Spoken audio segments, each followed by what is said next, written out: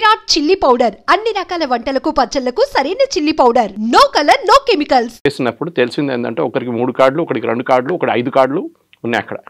దానికోసం పాపులేషన్ కూడా మారిపోయింది, డెమోగ్రఫిక్ మారిపోయింది. రాహుల్ గాంధీ చెప్తున్నారు కదా చైనా వాళ్ళు వచ్చి తీసుకెళ్లారు. ఇవి కిషన్ గాంధీ చూసుకుంటే తెలిసిపోతుంది మీకు ఎందుకు జరుగుతుంది అదని. నేను ట్యాంపర్ చేశాను చెప్తున్నా. ఇది tampering is because illegal voting is there. మీరు మహారాష్ట్రలో ట్యాంపరింగ్ అన్నారు, ఏమైంది? శరద్ పవార్ మాట్లాడలేదు, ఉద్ధవ్ ఠాక్రే మాట్లాడలేదు, ఈయనొక్కరే చెప్పుకుంటే పోతున్నాడు. వాళ్ళకి ఇద్దరికి ప్రాబ్లం లేదు, వాళ్ళు తెలిసిపోయింది. ఈవెన్ ఒమర్ అబ్దుల్లా చాలా మంది స్టేట్మెంట్ ఇచ్చారు ఆ టైంలో, మీకు గుర్తుంటుంది. ఓడిపోతే ఓడిపోయిందని చెప్పాలి, మళ్ళీ దాని గురించి జస్టిఫై చేయక్కర్లేదు. You have lost. I also last election. పోయిన ఎలక్షన్ నేను ఓడిపోయాను, అంతా అయిపోయింది. నెక్స్ట్ ఎలక్షన్ గెలిచి వచ్చాను కదా నేను మళ్ళీ అని. కానీ ఓడిపోయింది దానికి మళ్ళీ కాన్స్పిరసీ థియరీలు అది ఇది.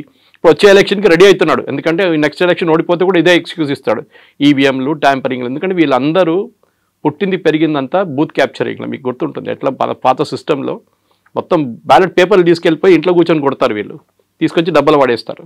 ఓల్డ్ సిటీలో చాలా ఫేమస్ ఉండే అప్పుడు. సుల్తాన్ సులావుద్దీన్ ఓవైసీ ఇప్పుడున్న అసదుద్దీన్ ఓవైసీ వాళ్ళ ఫాదర్ ఉన్నప్పుడు కూడా 90% ఓటింగ్ జరుగుతుండే. చనిపోయిన వాళ్ళు కూడా వచ్చి ఓటేస్తారు చాలామంది దాంట్లో. అది ఇప్పుడు కూడా నడుస్తుంది. అది బీహార్లో చూసాం కదా, 22 లక్షల మంది చనిపోయిన వాళ్ళు లిస్ట్ ఇంకా ఉన్నారంట. అక్కడ తేజస్వి యాదవ్ మొన్న ఒక కాన్స్పిరసీ చూపించి నా పేరు లేదు చూడండి, కానీ ఇంకొక ఐడి కార్డు ఇప్పుడు చూస్తే అది ఇష్యూనే చేయలేదంట. అట్లా లేదు, ఇదంతా తయారు చేసుకొని పెట్టుకున్నారు. కుక్క ఫోటో పెట్టి ఒక ఐడి కార్డు తయారు చేశారు, మనం చూసుంటారు మీరు. ఇప్పుడు ఎలక్షన్ కమిషన్ చెప్తే వేరే ఇష్యూనే చేయలేదు. అట్లా వీళ్ళందరూ కూర్చొని ఏదో ఫోటోషాప్లో తయారు చేసుకుంటున్నారు, మళ్ళీ ప్రెస్ కాన్ఫరెన్స్లో పెడతారు. అది కాగానే డినై చేసి వెళ్ళిపోతున్నారు. మళ్ళీ ఆ స్టోరీ లేదు, మళ్ళీ అయిపోయింది. దానికి ఒక షెల్ఫ్ లైఫ్ అంటాం, ఇప్పుడు 24 గంటలు ఉంటుంది షెల్ఫ్ లైఫ్. రాహుల్ గాంధీ ఇంత మాట్లాడుతున్నారు కదా, చైనా వాళ్ళు వచ్చి 2000 కిలోమీటర్లు తీసుకెళ్లారని. వాళ్ళ great grand father Jawaharlal Nehru టైంలో ఏం జరిగిందండి? అక్సాయ్ చిన్ అని చెప్పి హాఫ్ లదాఖ్ చైనాకి ఇచ్చేశారు. లాజిక్ ఏంటి? హర్యానా సైజ్ ఆలోచించే, హర్యానా సైజ్లో ఉన్న ఒక స్టేట్ చైనాకి నెహ్రూ గిఫ్ట్గా ఇచ్చేశారు. అక్కడ ఏం లేదులే, ఏం చేసుకుంటామని చెప్పేసి. అక్కడ ఏం చెట్లు కూడా ఉండవు, అక్కడ ఎందుకు అక్కడ రాళ్ళు గీళ్ళు ఉన్నాయి, మనం ఏం చేసుకుంటామని చెప్పి గిఫ్ట్ చేశారు. ఆలోచించండి, 38,000 స్క్వేర్ కిలోమీటర్స్ పంజాబ్ స్టేట్ లాంటి సైజ్. ఇప్పుడు కూడా మీరు లదాఖ్ మ్యాప్ చూస్తే చాలా బాగుంటుంది చూడడానికి. Half of Ladakh is with China, ఇంకొక హాఫ్ పాకిస్తాన్ గిఫ్ట్ చేసేసారు. పిఓకే అని చెప్తాం మనం ఇప్పుడు. అది ఎవరు ఇచ్చారు? అది కూడా నెహ్రూ ఇచ్చారు. ఎందుకంటే ఆ రోజు 1947లో ఆ టైంలో డిలే చేశారు కావాలని చెప్పి నెహ్రూ. వేరే Sardar Patel wanted army to be, that's a different story altogether. కానీ రాహుల్ గాంధీకి అక్కడ మిగతా వాళ్ళ మీద ఆరోపణలు చేయడం, ఆయన గురించి ఆయన మాట్లాడరు. ఏది నేషనల్ హెరాల్డ్ కేసు కానివ్వండి, ఆగస్టా వెస్ట్ల్యాండ్ కేసులో అందరికీ తెలుసు డబ్బులు ఎవరికి వెళ్ళింది. ఆ డబ్బులు తీసుకున్నాడు లండన్లో కూర్చున్నాడు, వెరీ క్లోజ్ ఫ్రెండ్ ఆఫ్ వద్రా. ఆయన మీద అరెస్ట్ వారెంట్ ఉంది, అక్కడ కూర్చున్నాడు. ఇక్కడ వద్రాని క్వశ్చన్ చేశారు మనం. ఆగస్టా వెస్ట్ల్యాండ్లో even the chief of air staff జైలుకి వెళ్ళాల్సి వచ్చింది, మీకు గుర్తుంటుంది. ఇదంతా జరిగిన లంచాల మీద లంచాలు ఈ ఫ్యామిలీలో. బోఫోర్స్ మన అందరికి తెలుసు, వెరీ ఫేమస్. అది పాపం రాజీవ్ గాంధీ తల మీద వచ్చి పడేది, కానీ రాజీవ్ గాంధీ అసలు డబ్బులు సంపాదించలేదు. But we all know Ottavio క్వాట్రాచికి 10% కమిషన్ పోయిందని ఆయన ఒప్పుకున్నాడు కోర్టులో. Ottavio Quattrocchi is very close friend of Sonia Gandhi, relative వాళ్ళు. ఆయన వస్తూ పోతుంటారు వాళ్ళ ఇంట్లో. ఇప్పుడైతే లేట్ మనం చనిపోయిన ఆయన 3-4 years ముందు పోయిన ఆయన మలేషియాలో పట్టుకుని అన్ని. There are plethora of cases. కానీ ఈయనది ఏంటంటే ఒక స్పెషాలిటీ, వాళ్ళ సెట్ ఆఫ్ మీడియా వాళ్ళు ఉంటారు, వాళ్ళని పిలిచి వాళ్ళ ముందు కూర్చొని ఒక డ్రామా చేస్తాడు. వాళ్ళు ఏం క్వశ్చన్లు అడగరు, ఏమంటారు మోదీ గారు ఎప్పుడు ప్రెస్ కాన్ఫరెన్స్ చేయరు, చూడు నేను చేస్తున్నానని చెప్పేసి ఇట్లాంటి ఆరోపణలు. I'm very happy actually. Supreme court ఇది కాదు, అది స్టే చేయకుండా ఉండాలండే. Defamation should go on. ఈయన కాకపోతే బార్డర్ రోడ్స్ ఆర్గనైజేషన్ ఆయనకి డెసిగ్నేషన్ కరెక్ట్ కాదు అది ఇదని చెప్పి అభిషేక్ మను సింఘ్వి ఇవాళ ఆర్గ్యూ చేశారు. తప్పని చెప్పట్లేదు, ఆయనకి ఏమైంది దీని చైనా తీసుకెళ్లారంటే ఒక బార్డర్ రోడ్స్ ఆర్గనైజేషన్ మనిషికి ఏమైందని అడుగుతున్నారు. హౌ ఈజ్ ఈ రిలేటెడ్ టు ద కేస్? సరే రేపు ఒక రిటైర్డ్ లెఫ్టినెంట్ కర్నల్లో retired major retired brigadier case ఏమని చెప్పండి. సంతోష్ బాబు గారిని చంపేశారు కానీ వాళ్ళ ఫ్యామిలీ కేసేయచ్చు. They insulted him. కర్రలు తీసుకొని కొట్టారు, 26 మందిని కొట్టారు. ఇదంతా రాహుల్ గాంధీ చేస్తున్నారు. అంటే మన సోల్జర్స్ ఏం చేయలేదు, ఇట్లా చూసుకొని నిలబడి ఉన్నారు, వాళ్ళు వచ్చి కొట్టారంట చైనా వాళ్ళ మన్ని. They are questioning the integrity of our soldiers. అంటే మనం ఆలోచించండి, కష్టపడి -40 degreesలో, అదే వాళ్ళు సుప్రీంకోర్టు కూడా చెప్పారు, -40 degreesలో they are standing out there. ఇంకా డిఫరెంట్ కేసులు of course. It was the Punjab police ఒక కర్నల్ని అసాల్ట్ చేసిన కేసులు. -40 degreesలో వాళ్ళకి ఆ కొండ మీద నిలబడి ఇండియాని గార్డ్ చేసిన మనిషిని మీరేమంటున్నారు? వాడు పని చేయట్లేదు అంటున్నారు. మీరు ఉన్నారని అడిగారు supreme court. Were you there when this happened? చూసారా మీరు చూసారా? ఆరోపణలు చేయడం చాలా ఈజీ. మీరు చూసారా? మీరు అక్కడ ఉన్నారా అని అడిగారు. This is a great lesson. ఇట్లా కాదు, ఇంకా చాలా ఉన్నాయి ఇట్లాంటిది. They should be regular cases filed. In fact నేను ఎన్నోసార్లు ఈ ఆపోజిషన్ వాళ్ళకి సజెస్ట్ కూడా చేశాను. అంటే ఇక్కడ స్టేట్లో ఉన్న ఆపోజిషన్ లీడర్స్ని, రాహుల్ గాంధీ చేసిన అన్ని దానికి కాన్స్టిట్యూషన్ మీద ఉన్నాయి ఆరోపణలు. Election commission is a constitutional body. వాళ్ళ మీద ఆరోపణలు చేయడం చాలా ఈజీ. కానీ remember, Rahul Gandhi opposition leader కానీ ఎంపీగా ప్రమాణ స్వీకారం చేసినప్పుడు కొన్ని వర్డ్స్ యూజ్ చేశారు. I will preserve, protect and defend the constitution of India as by law established. అంటే చట్టం ఒకటి ఉంది, దాన్ని నేను ప్రొటెక్ట్ చేస్తాను. కానీ ఆ ప్రొటెక్ట్ చేసే బదులు దాని మీద ఆరోపణలు చేస్తున్నారు. So he can be disqualified straight away. నేను దీనికి ముందుకు చెప్పాను మీకు, కేరళలో ఒక ఎగ్జాంపుల్ ఇచ్చాను. And should be done. ఆయన్ని కోర్టుకి తీసుకెళ్ళి డిస్క్వాలిఫై చేయాల్సిందే. ఎందుకంటే ఆల్రెడీ ఒక కేసు నడుస్తుంది, ఒకటి స్టే ఉంది దాని మీద. ఆయన మూడు సంవత్సరాలు జైలుకి పంపించిన కేసు నడుస్తుంది అది. సో దాన్ని స్టే ఇచ్చారు. ఆ కేసు ఇంకా ఫినిష్ కాలేదు, అది ఎక్కడో పడుంది అక్కడ చెత్తలో. దానికోసం ఆయన ఎంపీ స్థానం కూడా కొన్ని రోజులు పోయినాయి ఆయనకి. ఇది జరగాల్సింది ఇప్పుడు. దట్ అరెగెన్స్ చూడండి.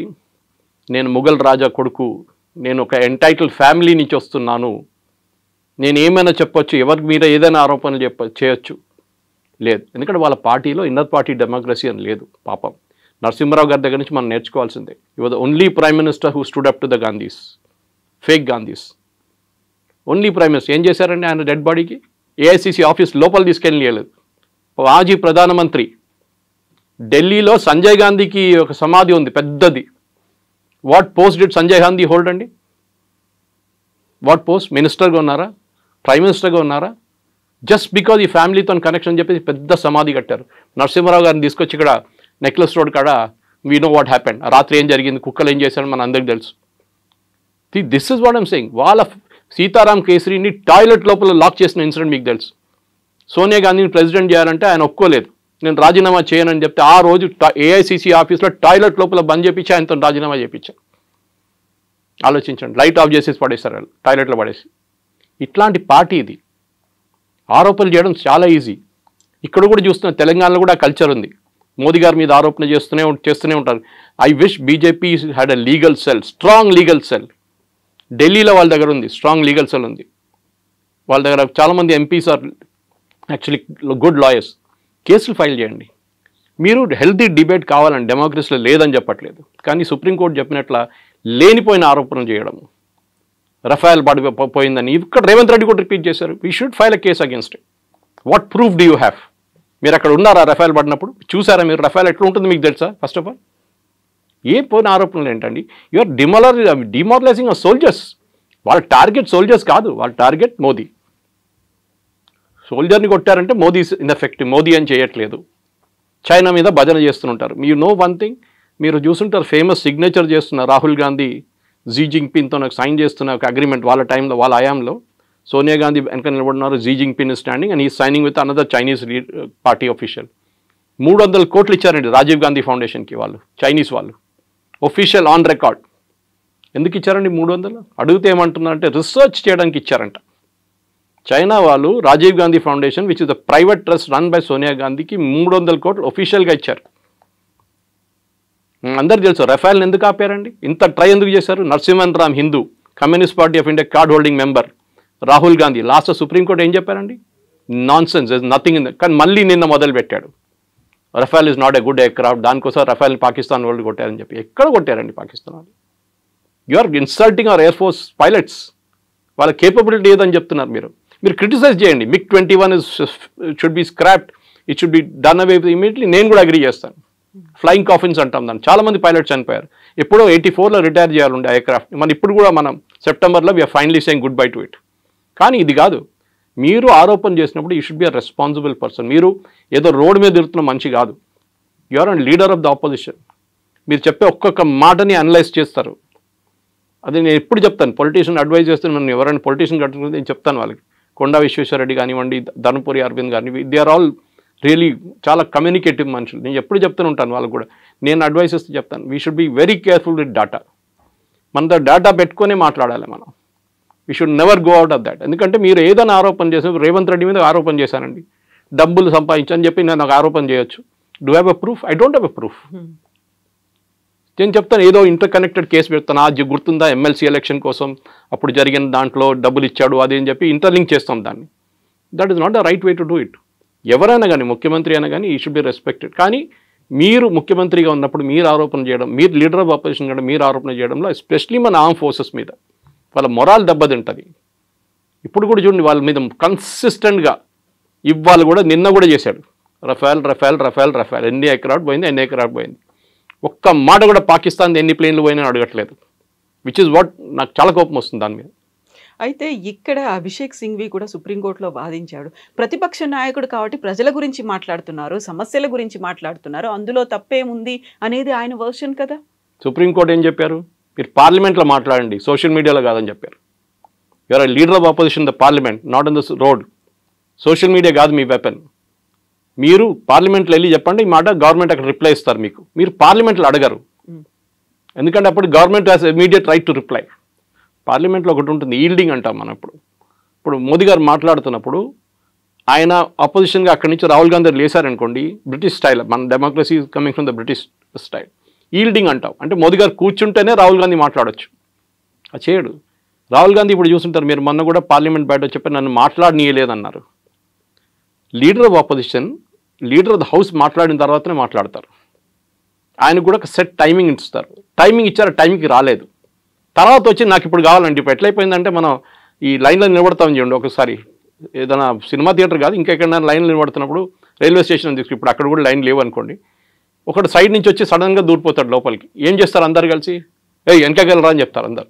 రాహుల్ గాంధీ ప్రాబ్లం ఇది. ఆయనకు సెన్స్ ఆఫ్ ఎంటైటిల్మెంట్ ఉంటుంది. నేను ఎప్పుడు వచ్చి కూర్చుంటాను నా టేబుల్, నేను అప్పుడే మాట్లాడతాను. అది ఎట్లా ఇస్తారండి? ఆల్రెడీ ప్రొసీజర్ నడుస్తుంది పార్లమెంట్లో. మీ పార్టీకి 2.5 గంటల టైం ఇచ్చారు. మీ లీడర్ ఆఫ్ ఆపోజిషన్ మీరు డిసైడ్ చేయాలి ఎవరికి ఎంత టైం తీసుకుని. మీరు 2.5 గంటలు మాట్లాడుతుంటే మాట్లాడండి, no problem. But you will get only 2.5 hours and that too allocate as per time. మీరు చెప్పాలి ఇన్ని టైం నుంచి ఇంత టైం దాకా వీళ్ళు మాట్లాడతారు, గౌరవ్ గొగోయ్ మాట్లాడతారు, వాళ్ళు మాట్లాడతారు, వీళ్ళు. అది కాదు కదా. వాళ్ళ పార్టీలో కూడా ఇన్ని పార్టీ డెమోక్రసీ అంటారు. మొన్న జరిగిన డిబేట్లో Manish Tiwari and Shashi Tharoor are not given a chance. Manish Tiwari గారు చెప్పారు, మనీష్ తివారీ సమజ్దార్కో ఇషారా కాఫీ, మై సైలెన్స్ విల్ స్పీక్ అన్నారు. మీరు ఒక ఇన్నర్ పార్టీ డెమోక్రసీ మోదీ గారు అందరినీ చేస్తున్నారు, కానీ మీ పార్టీలో ఉన్న 2 of the best leaders, especially Shashi Tharoor, ఆయన మీరు మాట్లాడనీయలేదు మన డిబేట్లో. మీ చంచాలను అందరినీ పెట్టుకున్నారు లైన్లో. ఇదే కదా ప్రాబ్లం. గౌరవ్ గొగోయ్ ఏం మాట్లాడతారు, ఆయన మీద ఆరోపణలు ఉన్నాయి already, that is an ISI agent అని చెప్పి, which is unsubstantiated but correct. Himanta Biswa Sarma case వేశాడు, that he went and stayed in Pakistan for 1.5 years అని చెప్పేసి. మరి అందరికి తెలుసు ఆ కేసు ఏంటనేది, అది నడుస్తుంది ఇంకా. కానీ అది కాదు ద పాయింట్ ఇస్, మీరు అక్కడ కూడా పార్లమెంట్లో కూడా ఆరోపణ చేస్తున్నప్పుడు గవర్నమెంట్కి రైట్ ఆఫ్ రిప్లై ఉంటుంది. బయట మోదీ గారి మీద ఆరోపణ చేస్తూ మోదీ గారు మళ్ళీ వచ్చి ఇంకో ప్రెస్ కాన్ఫరెన్స్ లేకుంటే సోషల్ మీడియాలో రిప్లై చేయరు. మాలాంటి వాళ్ళు రిప్లై చేస్తారు వెళ్ళి. అక్కడ బీజేపీ ఐటీసీలు అంతా కూడా ఎఫెక్టివ్ కాదు. మాలాంటి వెళ్ళి డిఫెండ్ చేస్తారు. అప్పుడప్పుడు అమిత్ మాల్వియా గారు స్టేట్మెంట్ ఇస్తారు, నాకు కూడా పంపిస్తారు ఆయన స్క్రీన్ షాట్ దాన్ని, this is what I spoke about అని చెప్పేసి. కానీ కన్సర్టెడ్ ఎఫెక్ట్, ఒక లీడర్ ఆఫ్ అపోజిషన్ నుండి మెచ్యూరిటీ ఉండాలి. ఎమోషనల్ మెచ్యూరిటీ, ఫిజికల్ మెచ్యూరిటీ కాదు. ఎమోషనల్ మెచ్యూరిటీ రాహుల్ గాంధీకి లేదు. ఇప్పుడు కూడా 52, 53 అయింది అంటున్నాడు. కానీ మొన్న సైకాలజిస్ట్ అని అనలైజ్ చేసిన అదే అంటున్నాడు, ఒక 18 year old పిల్లోడు ఎట్లా బిహేవ్ చేస్తారో అట్లనే బిహేవ్ చేస్తున్నాడు ఈ అబ్బాయి. 53 అయిపోయింది కానీ ఆయనకి మెచ్యూరిటీ రాలేదు ఇంకా. ఆమె అనుకుంటా అంటే నేను ఇట్లా డ్రామా చేస్తే అందరు చూస్తారు, అందరు వా రాహుల్ గాంధీ అంటారు, కానీ ఎలక్షన్లో లాస్ట్ వెళ్ళి మోదీగా ఓటేస్తారు వాళ్ళు. ఇది ప్రాబ్లం. అయితే కేవలం రాహుల్ గాంధీ మాత్రమే కదా, ఆ అదర్ లీడర్స్ కూడా అడుగుతున్నారు, మనం ఎంత నష్టపోయాము, నిజంగానే మనకు ఉన్నటువంటి ఫైటర్ జెట్లను కోల్పోయామా అనే మాట. అదే మాటని ట్రంప్ అన్నారు, అదే మాటని పాకిస్తాన్ చెప్తోంది, అదే మాటని మన వాళ్ళు అడుగుతున్నప్పుడు why there is no answer. Zardari ఏం చెప్పారు మొన్న పాకిస్తాన్ పార్లమెంట్లో, హమారే లోగ్ భారత్ కే పార్లమెంట్ మే బైఠే హై, మా వాళ్ళు భారత్ పార్లమెంట్లో కూర్చున్నారంట. సో హ్యూమ్ is hinting at. There are certain secrets చెప్పారండి, ఎప్పుడు చెప్పకూడదు కూడా. 71 వార్లో మనది 65 ప్లేన్లు పోయినాయి. మనది 71 బంగ్లాదేశ్ వార్లో జరిగింది 3 వారాలు అంతే, 65 ప్లేన్లు పోయినాయి. We have lost 600 prisoners of war. పాకిస్తాన్లో వెళ్ళారు, ఒక్కడు కూడా మనకి రిటర్న్ దొరకలేదు ప్రిజనర్స్ ఆఫ్ వార్. మన దగ్గర ఉన్న 93,000కి వాళ్ళకి ఇచ్చేస్తాం, 93,000 మందిని బంగ్లాదేశ్లో క్యాప్చర్ చేసిన వాళ్ళని. అదంతా మాట్లాడుకుంటూ పోతే చాలా ఉన్నాయి. మన రాజ్నాథ్ సింగ్ గారు, అమిత్ షా గారు కూడా తీసేశారు మన స్టాటిస్టిక్స్తో సహా. ఆరోపణలు చేయడం సరే, ఇది ట్రంప్ ఎందుకు చేస్తారండి? Is the commercial market. Rafale పనికిరాదు, నా ధర F-35 ఉందా కొనుక్కోండి. ఇది ఎట్లయిపోయిందంటే మీరు ఒక కార్ తీసుకున్నారు, రేపు కూడా వచ్చి అంటే ఈ కారా, అరే ఇది చూసిన 10 యాక్సిడెంట్లు జరిగింది, ఎందుకు తీసుకున్నా ఈ కార్, నా దగ్గర ఇంకా మంచి కారు ఉంది, సేఫ్టీ ఫీచర్స్ చాలా మంచిది అంటారు. లారీకి వెళ్ళి కొడితే లారీ వాడు చనిపోతాడు, మీకేం కాదంటాడు. అట్లాంటి చాలామంది ఉన్నారు చేసేటోళ్ళు. So this is the commercial market. దానికోసం ఫ్రాన్స్ డిఫెండ్ చేశారు చూడండి. ఒక్క రఫేల్కే ఏదో ప్రాబ్లం ఉంది, అది కూడా 17,000 ఫీట్లో. It had an engine issue, it had be brought down. దానికోసం ఎయిర్ మార్షల్ భారతి ఆ రోజు ప్రెస్ కాన్ఫరెన్స్ చాలా క్లియర్గా చెప్పారు ఆపరేషన్ సింధూర్ టైంలో. None of our pilots were lost. None of our assets were lost. Assets అంటే వాళ్ళ దాంట్లో aircraft language, air force language. None of them వాళ్ళు చెప్పిన తర్వాత మళ్ళీ ఈయనకేంటండి ప్రాబ్లం? కొన్ని సీక్రెట్స్ ఎప్పుడు బయట చెప్పారు. ఒసామా బిన్ లాడన్ బాడీ చూపించారండి, యూఎస్ వాళ్ళు తీసుకెళ్ళి అమెరికాకి తీసుకెళ్లారా? ఊరేగింపులు తీసుకెళ్లారా వాళ్ళు? కాదు కదా. వాళ్ళు అయిపోయింది, క్రితం చేసి ఎక్కడ పోయింది బాడీ ఎవరికి తెలియదు. ఇక్కడేమో బాలకోట వెళ్ళి కొడితే చెట్లు కావాలి. సర్జికల్ స్ట్రైక్ చేసినప్పుడు గుర్తుంటుంది, రాహుల్ గాంధీ ఏమన్నారు, నాకు డెడ్ బాడీలు కావాలి, ప్రూఫ్ చూపించాలి. అంటే వాళ్ళు చంపిన టెర్రరిస్ట్ని అందరి భారతదేశం తీసుకొచ్చి డిస్ప్లే చేయాలంట. సర్జికల్ స్ట్రైక్ అండ్ ఫెయిల్యూర్ కొట్టేశారు, వచ్చేసారు, అయిపోయింది గంట సేపట్లో ఫినిష్. ఎందుకంటే సోల్జర్స్ ఎంటర్డ్ పాకిస్తానీ టెరిటరీ, చాలా డేంజరస్. వాళ్ళు ఒక్కడు కూడా దాంట్లో చనిపోతుంటే మోదీ గారి మీద అందరు కలిసి పడుతుండే. మణిపూర్ వైపు కూడా జరిగింది. దానికన్నా 2 వారాల ముందు మణిపూర్ వైపు మనం ఒక సర్జికల్ స్ట్రైక్ చేశాం. ఊరి మూవీ చూస్తుంటే మీకు గుర్తుంటుంది, ఓపెనింగ్ సీన్ వాజ్ దాట్. చాలామందికి తెలియదు, ఎందుకంటే వాళ్ళు ఏదో నార్మల్ ఆర్మీ సీన్ అనుకుంటారు. చాలా ఉన్నాయి అట్లాంటిది. కానీ మన సోల్జర్స్ మొరాల్ మీరు డౌన్ చేయకండి. మీరు మోదీ గారికి ఏ ప్రాబ్లం లేదు, కానీ డోంట్ ఎవర్ ట్రై, బికాస్ వాళ్ళ ఫ్యామిలీ సంగతి ఆలోచించండి. వాళ్ళ ఫ్యామిలీ మీద ఎట్లా ఉంటుంది. మొన్న పురోహిత్ మీద చేసి మాలేగాం చేసిన 17 సంవత్సరాల కెరియర్ పోయిందండి. ఎవరు తీసుకొస్తారు వాపస్ ఇప్పుడు? ఈ కూడా మన బ్రిగేడియర్ బై నౌ 17 years. వాళ్ళ ఫ్యామిలీకి luckily army stood by them. Army salary ఇచ్చారు, వాళ్ళ ఇల్లు అక్కడే ఉంచుకున్నారు, వాళ్ళ పిల్లల ఎడ్యుకేషన్ చూసుకున్నారు, అన్ని ఆర్మీ వాళ్ళు చూసుకున్నారు. వాళ్ళకి తెలుసు that this guy was working for us, for the Indian army. కానీ ఆరోపణలు చేసి ఆయన కెరియర్ కంప్లీట్గా డిస్ట్రాయ్ చేశారు. Who will bring back that 17 years now?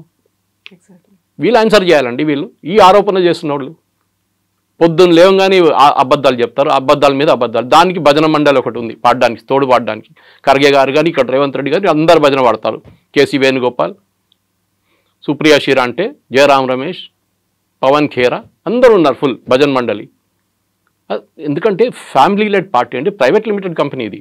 మీరు చూసుంటారు ప్రైవేట్ లిమిటెడ్ కంపెనీ మాట్లాడితే ఎండి కొడుకు తర్వాత వాళ్ళ కొడుకు, వాళ్ళ తర్వాత వాళ్ళ కూతురు, ఇట్లా నా లైనేజ్ ఉంటుంది. ఎవరు వ్యతిరేకంగా మీరు మాట్లాడలేరు, తీసి పడేస్తారు, కరిపాకు పడేస్తున్నట్లు మిమ్మల్ని పక్కన. ఇది కూడా అంతే. చూడండి, వాళ్ళ పార్టీలో వాళ్ళ వ్యతిరేకంగా మాట్లాడిన మనుషులు ఎక్కడన్నా ఉన్నారా? You go back to Nijalingappa and that time, నీలం సంజీవ్ రెడ్డి టైంలో ఏం జరిగింది మన అందరికీ తెలుసు. కామరాజ్ గారిని ఏం చేశారు చెప్పండి? ఈ was the tallest leader in Congress. 2 ప్రధానమంత్రిని నామినేట్ చేసి తయారు చేసిన మంచి కామరాజ్, లాల్ బహదూర్ శాస్త్రి అండ్ ఇందిరాగాంధీ. ఏం చేశారు లాస్ట్లో? ఇందిరాగాంధీ ఆయన తీసి పక్కన పడేశారు. ఆయన కాకుండా ఆయనే ప్రధానమంత్రి అయిపోతుండే ఈజీగా. But he didn't. కానీ అట్లా ట్రీట్ చేస్తారు వీళ్ళు. నరసింహారావు గారిని ఎట్లా ట్రీట్ చేస్తారో, సీతారాం కేసుని ఎట్లా ట్రీట్, అట్లనే వాళ్ళ పార్టీలో వాళ్ళ గురించి మాట్లాడకపోతే టామ్ వడక్కన్ ఇప్పుడు బీజేపీలో ఉన్నారు. Rajaji grandson is in BJP. మీకెందుకు? మీ all the tallest leaders in Congress from Uttar Pradesh, Rita Bahuguna is in BJP.